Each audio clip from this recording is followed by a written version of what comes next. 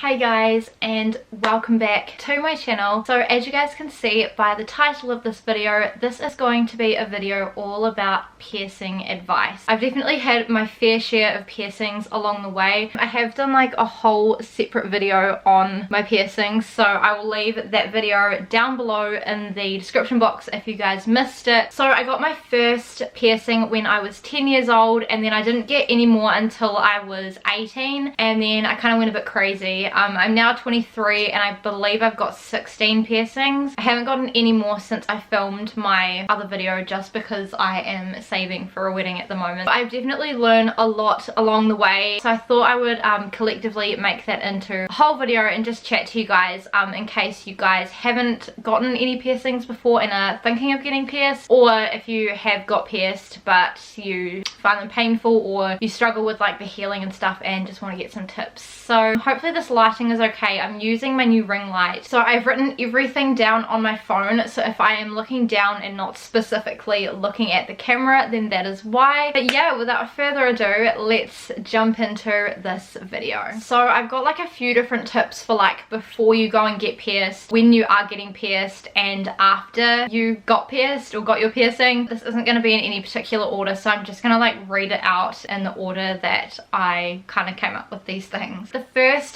thing that I have written down is that make sure you eat before you get any sort of piercing. Now I have definitely learned this the hard way. I have gone in and gotten piercings without having a lot of food in my stomach, and every time I do that I feel sick or I feel faint. It's really important to eat before you get anything pierced. It's the same with when you get a tattoo, because a piercing is something that is foreign to your body, and when you get pierced it is actually like a tiny little bit of trauma on your body. So you just want to prepare your body so that it's got like some sugars and just something going on in your system, so that it's not just like a massive shock. Even if you're going to go first thing in the morning, please eat breakfast before you go. Any of the times that I've gone like after I've eaten something, I always do a lot better with the actual piercing process. Personally, I try and get most of my piercings in the afternoon. By the way, I don't know if I said, but I've got 10 tips to share with you, so not too long. This video might be like a little bit shorter. My next tip is do not get things pierced with rings. Personally, I have found that when I have gotten things pierced with rings, they never ever heal. I got my tragus, which is on the side, yeah, this one, this little one here. I got this pierced with a ring and it literally took like over 4 years to heal, and as soon as I put the stud in it, I've literally had no issues with it. Before, when I had the ring, it kept getting like a little bump on the top of it and it just looked really gross.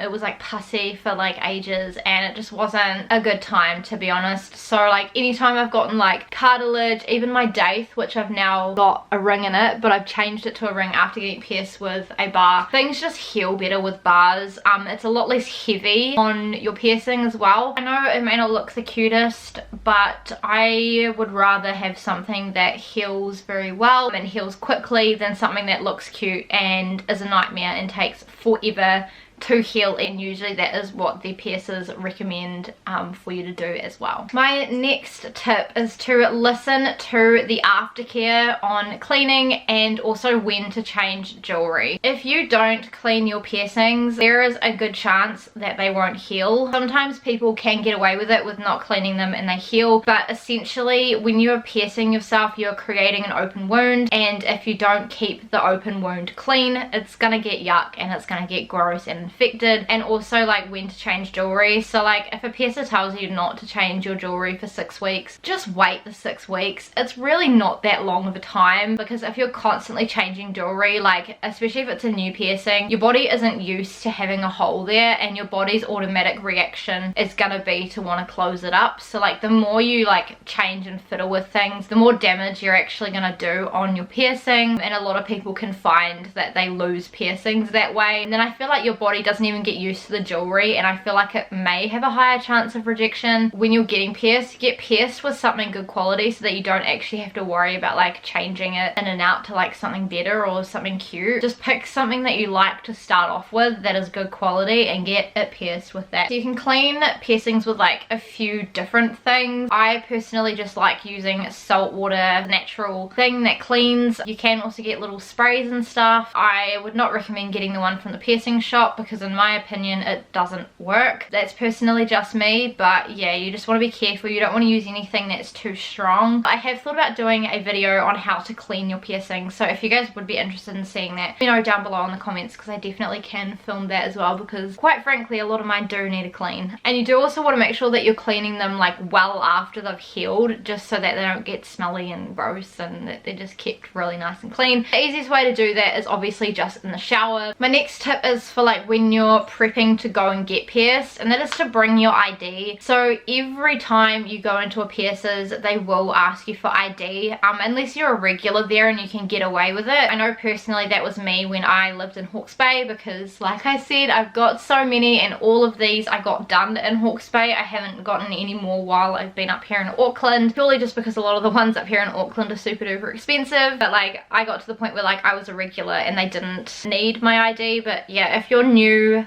to a piercing shop or you look quite young, just bring your ID, because they need it as like part of their form to fill out what version of your license you've got, I think, just so that they've got it for their records. It's really not that big of a deal. It doesn't even have to be like a driver's license, it can just be like a passport, like an 18+ card. As long as it's got like a photo of you with your name, then you're pretty much good to go. The next tip is kind of again in like the prepping to get pierced stage, but that is to think about headphone use or going to the hairdressers if you are getting an ear piercing, to think about like high-waisted jeans if you're getting like a belly piercing, thinking about like wearing makeup and stuff if you're getting like a facial piercing. So just think about these things before you go, because I feel like that kind of helps to decide if something is right for you. I know personally when I started getting piercings I literally didn't mean to end up with this many. It kind of just like happened. Usually you get one like cartilage piercing and then you just want so many, and I didn't think about how it would affect wearing headphones or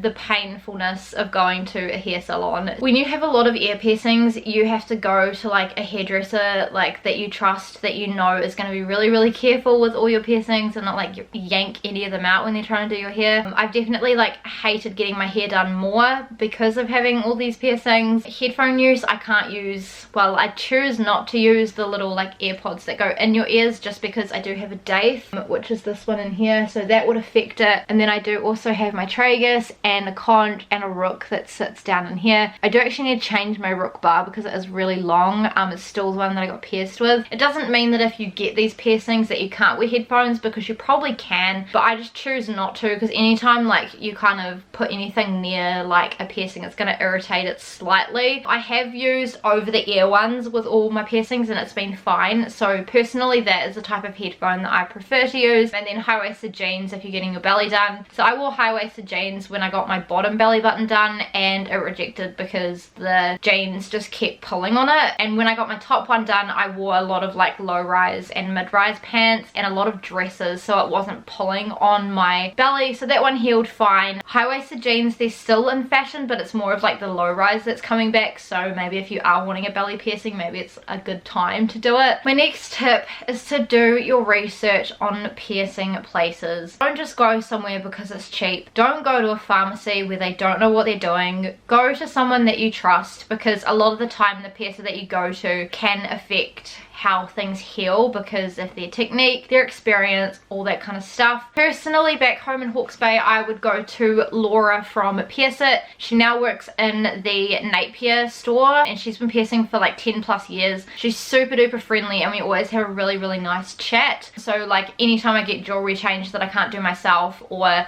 get a piercing, I go to her. That's also why I'm a bit hesitant to get anything pierced in Auckland, because I know that Laura back home is really good and knows her stuff, and a lot of the time if places are cheap, it's because either they're training or they really just aren't like qualified. I mean, if you're gonna like create an open wound in your body, you kind of want to go somewhere where you trust people that you're doing it, especially if you're paying money. Like, you may as well pay a little bit more, know that you're getting something done professionally, then pay a little bit, and then for things to go wrong down the track, and then you either have to end up spending more money on doctor's visits or stuff to fix it, or you just end up wasting money because the piercing rejects. Personally, if you can, I would just go to like a specific piercing shop or like a tattoo and piercing place. So my next tip is to do with getting ear piercings, and that is to use a travel pillow to sleep if you're getting ear piercings. So these are literally fantastic if you struggle with ear piercing pain and find it really hard to lie on a pillow on a fresh ear piercing. This was the case for me a couple times, but like most of the time I'm pretty okay just to lie on it. I don't really care if it gets slightly crooked, but like when you lie on piercings it moves jewelry, so like a lot of the time if your piercing ends up crooked it's because you've slept on it. But these pillows are great. So yeah, if you've got an especially painful ear, or if you're getting like, I don't know, like a triple helix or a triple forward helix and you're getting a lot in one go on one ear, or if you just find one like exceptionally painful, getting one of these to sleep in is great, because essentially you can just put your head on the side like this and your ear will go in the hole, so like you can still sleep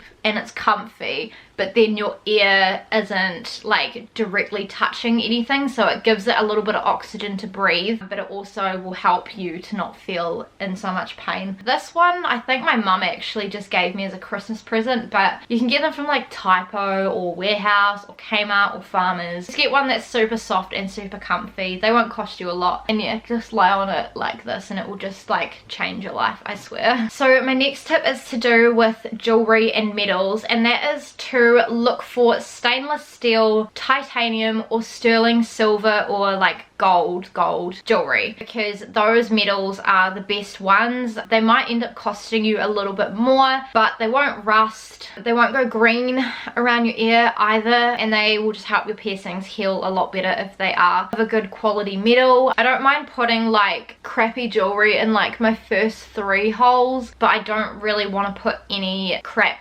cheap jewelry in any of my cartilage piercings, just because it is higher up and it is through cartilage, and it just like means that you've got to change them less often, so it's like less of a hassle. My next tip is to do with when you're actually getting pierced, and that is to, so don't muck the piercer around. So this can be a little bit difficult, especially if you are scared of these sort of procedures or piercings hurt. If you take ages and muck the piercer around and waste their time, especially if they've got other people out in the waiting area, they are going to get quickly frustrated, and I feel like they're more likely to make a mistake when they're angry, and they just will get to the point where they actually don't care if they hurt you or not, they just want you to leave. Like if you just let them do their thing, it'll be really quick. Piercings do hurt 9 times out of 10. I mean, it is a needle that goes through your body, so it's not going to be pain-free most of the time. You do get the occasional ones that are pain-free, but not too many. Please just let them do their thing. Don't like fiddle around or like push them away or like do any of that stuff. Just sit there, take it, let them do it, and then you can worry about all the other stuff later. Just really respect them and